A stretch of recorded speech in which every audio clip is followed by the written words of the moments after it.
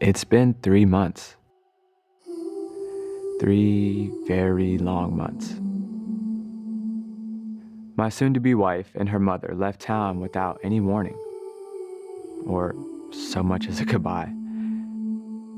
Now they are finally returning after being gone for 3 months. They've been to see a cousin who, in her old age, is miraculously having a child. It's a big deal.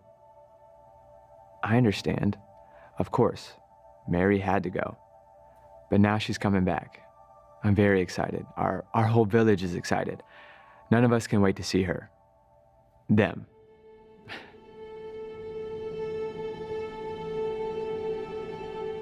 The Bible does not record any words of Joseph. However, from the scriptures, we do know this. When God asked him to do something, Joseph did it immediately and with complete faith in God.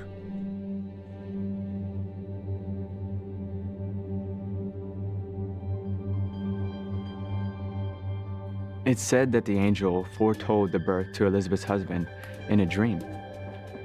An angel telling your future in a dream, especially something as impossible for them as having a baby, as specific as a boy, and as detailed as the name. I heard that her husband didn't believe the angel. I decided to wait in my workshop and be productive. How amazing would it be to have a son to share my craft?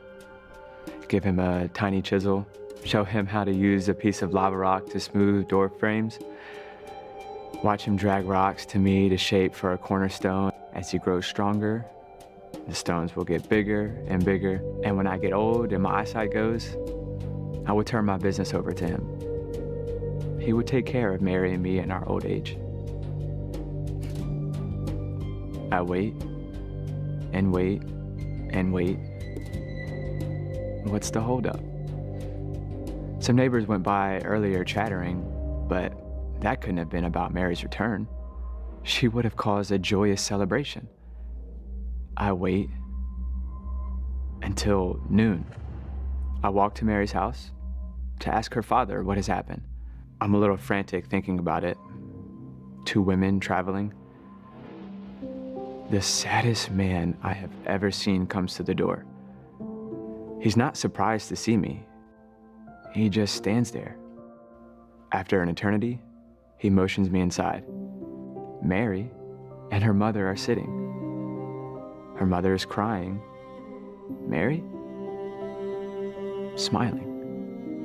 I sit and wait to understand, to make sense of it all. Mary's father tells me this preposterous story, doesn't spare any details.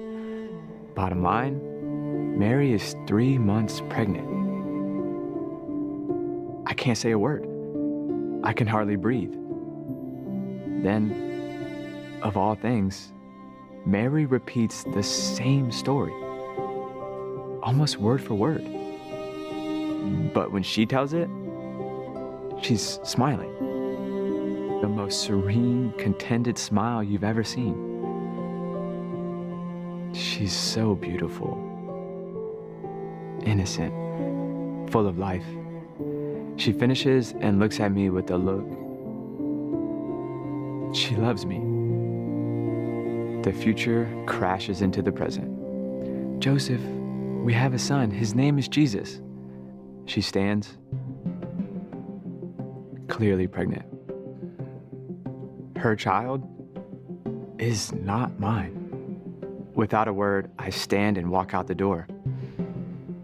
The whole village knows. Friends, neighbors watch me, pity me. They wait for me to gather them together in the twilight and admit that the child is mine. Or to ask for them to join me in stoning Mary. I review all of the laws of Moses. Was it fornication or adultery? I don't know. I don't care. I want to follow the laws in this matter as I have all of the things in my life. At the same time, I want to have mercy on Mary. No matter what has happened, I love her. I will agree with Mary's father to have an amicable, quiet divorce. The rabbi will be thrilled to have a conflict-free resolution. if I don't ask for her to be stoned to death, nobody else will either. I will move to another town and look for another wife. Finally, I nod off. Son of David, don't be afraid to take Mary home as your wife because she has become pregnant by the Holy Spirit. An angel appears to me in a dream. She will give birth to a son, and you are to name him Jesus, because he will save his people from their sins. I bolt out of bed, the words of the prophet Isaiah flooding my mind. The virgin will conceive and give birth to a son, and they will name him God with us. I have no fear of obeying the Lord completely and immediately. It's just before dawn. I make my way through the quiet streets of Nazareth. I'll wait outside until they wake. A light is already flickering through the cracks in the window shades. Guess they didn't sleep much last night either. Mary's father appears at the door, haggard. It looks like he's aged 10 years overnight. He's been waiting for my knock. I ask to come in. I smile. He pokes his head out the door and looks both ways, probably looking for the angry mob he was certain would be accompanying me. I waltz right by him and into the house. It's a replay of last night.